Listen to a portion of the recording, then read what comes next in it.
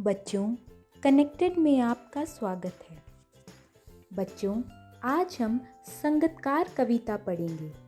इस कविता में हम निम्नलिखित चीज़ें सीखेंगे। संगतकार कविता का अर्थ, कविता के शब्दार्थ, कविता के प्रश्नोत्तर, कविता में आई व्याकरण। बच्चों, यह कविता कवि मंगलेश डबराल जी द्वारा रचित है। उन्होंने संगतकार कविता में गायन में मुख्य गायक का साथ देने वाले संगतकार की भूमिका के महत्व को बतलाया है। दृश्य माध्यम की प्रस्तुतियों जैसे नाटक, फिल्म, संगीत, नृत्य के बारे में तो ये सही ही है। हम समाज और इतिहास में भी ऐसे अनेक प्रसंगों को देख सकते हैं जहां नायक की सफलता में अनेक लोगों ने महत्वपूर्ण भूमिका निभाई। कविता हम में यह संवेदनशीलता विकसित करती है कि उनमें से प्रत्येक का अपना अपना महत्व है और उनका सामने ना आना उनकी कमजोरी नहीं, उनकी मानवता है। संगीत की सूक्ष्म समझ और कविता की दृश्यात्मकता इस कविता को ऐसी गति देती है मानो हम इसे अपने सामने घटित होता देख रहे हों। आइए बच्चों, अब मंगलेश डबराल के जीवन के विषय में विस्तार में पढ़ी। मंगलेश डबराल का जन्म सन 1948 में टिहरी गढ़वाल उत्तरांचल के काफल पानी गांव में हुआ और शिक्षा दीक्षा हुई देहरादून में। दिल्ली आकर हिंदी पेट्रियट, प्रतिपक्ष और आसपास में काम करने के बाद वह भोपाल में भारत भवन से प्रकाशित होने वाले पूर्वग्रह में सहायक संपादक हुए। इलाहाबाद और लखनऊ से प्रकाशित अमृत प्रभात में भी कुछ दिन नौकरी की। सन 1983 में जनसत्ता अखबार में साहित्य संपादक का पद संभाला। कुछ समय सहारा समय में संपादन कार्य करने के बाद आजकल वे नेशनल बुक ट्रस्ट से जुड़े हैं। मंगलेश डबराल के 4 कविता संग्रह प्रकाशित हुए हैं। पहाड़ पर लालटेन, घर का रास्ता, हम जो देखते हैं और आवाज़ भी एक जगह है। साहित्य अकादमी पुरस्कार सम्मान से सम्मानित मंगलेश के ख्याति अनुवादक के रूप में भी हैं। मंगलेश की कविताओं के भारतीय भाषाओं के अतिरिक्त अंग्रेजी, रूसी, जर्मन, स्पेनी, पोल्स्की और बल्गारी भाषाओं में भी अनुवाद प्रकाशित हो चुके हैं। कविता के अतिरिक्त वे साहित्य, सिनेमा, संचार माध्यम और संस्कृति के सवालों पर नियमित लेखन भी करते हैं। मंगलेश की कविताओं में सामंती बोध एवं पूंजीवादी छल छदम दोनों का प्रतिकार है। वह यह प्रतिकार किसी शोर शराबे के साथ नहीं बल्कि प्रतिपक्ष में एक सुंदर सपना रचकर करते हैं। उनका सौंदर्य बोध सूक्ष्म है और भाषा पारदर्शी।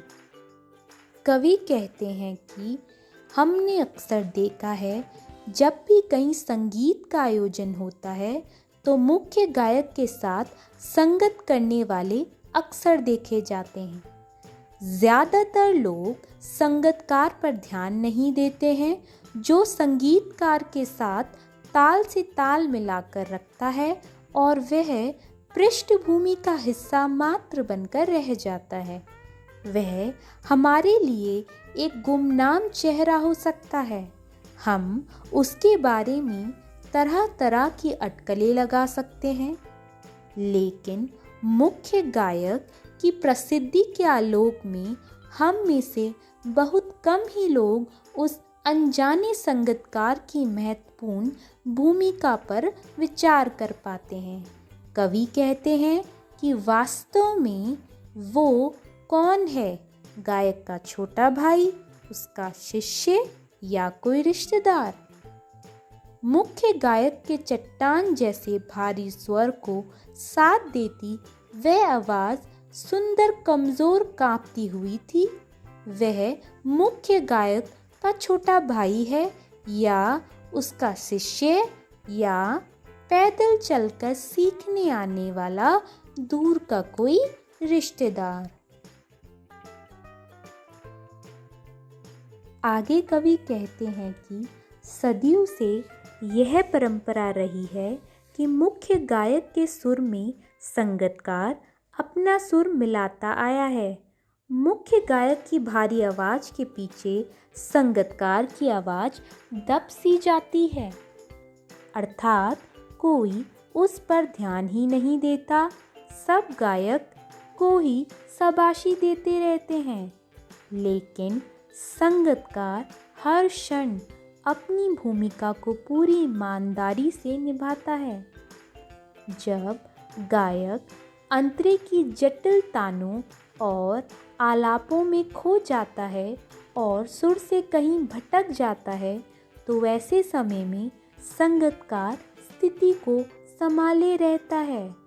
उसकी भूमिका इसी तरह की होती है जैसे कि वह आगे चलने वाले पथिक का छूटा हुआ सामान बटोरकर अपने साथ लाता है। साथ ही वह मुख्य गायक को उसके बीते दिनों की भी याद दिलाता है, जब मुख्य गायक नौसिखिया हुआ करता था। मुख्य गायक की गरज में वह अपनी गूंज मिलाता आया है।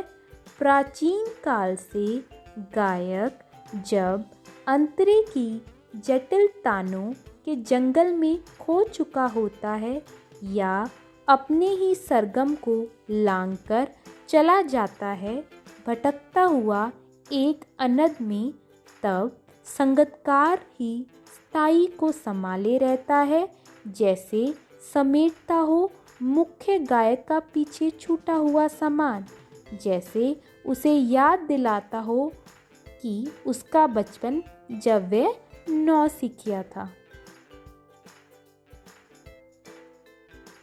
प्रस्तुत पंक्तियों में कवि कहते हैं कि जब किसी गायन सभा में मुख्य गायक थक जाता है और उसकी आवाज़ धीमी हो जाती है, उसके आगे गाने की इच्छा मर चुकी होती है, तो पीछे से संगतकार उसका हौसला बढ़ाता हुआ सुर लगाता है। उसकी आवाज़ का पीछे से आना मुख्य गायक में ऊर्जा का संचार कर देता है और मुख्य गायक पुनः उसी ऊर्जा से गाना गाने लग जाता है। कभी कभी तो संगतकार सिर्फ इसलिए जाता है कि मुख्य गायक स्वयं को अकेला न समझे।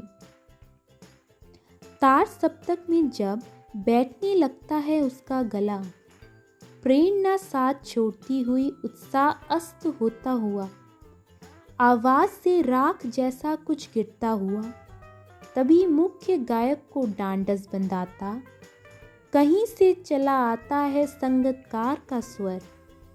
कभी कभी वह यूं ही दे देता है उसका साथ, यह बताने के लिए कि वह अकेला नहीं है और यह है कि फिर से गाया जा सकता है गाया जा चुका राग।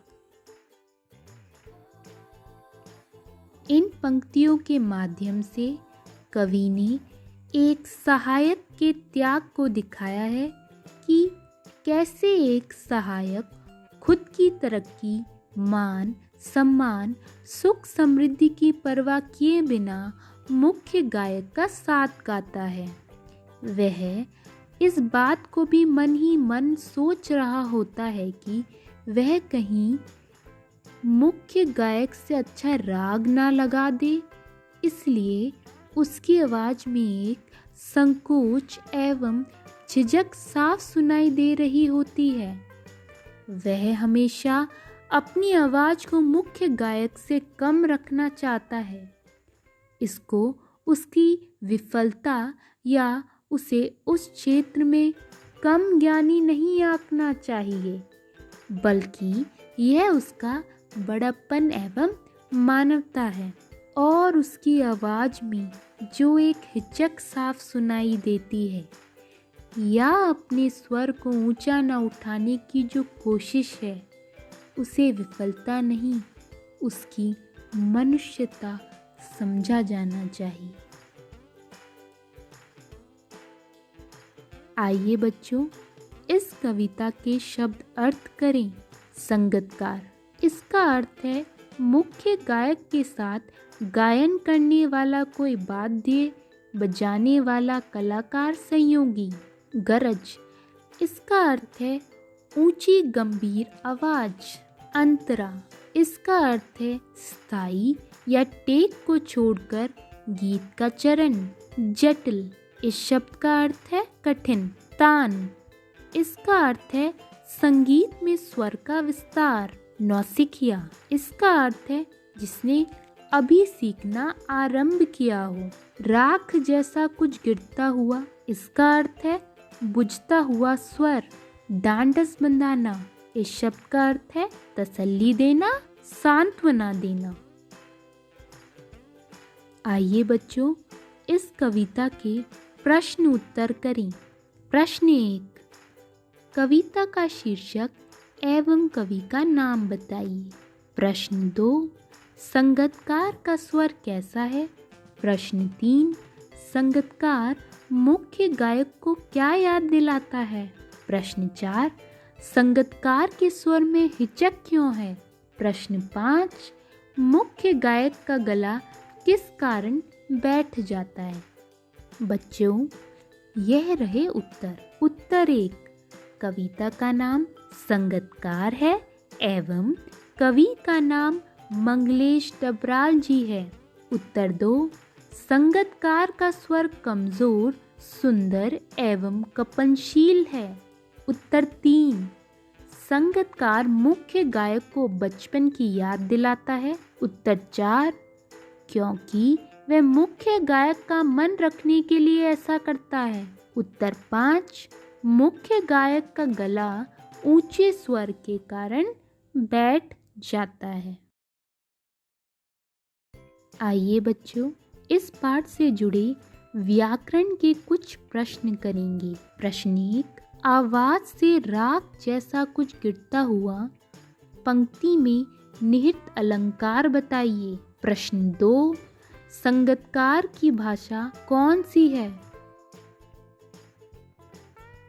बच्चों, ये रहे प्रश्नों के उत्तर। उत्तर 1, रूपक अलंकार। उत्तर 2, कविता की भाषा खड़ी बोली है। बच्चों, इसी के साथ यह पाठ समाप्त हुआ। आशा करते हैं कि आपको पसंद आया होगा। कल मिलेंगे एक नए पाठ के साथ। तब तक आप सभी अपना ख्याल रखना।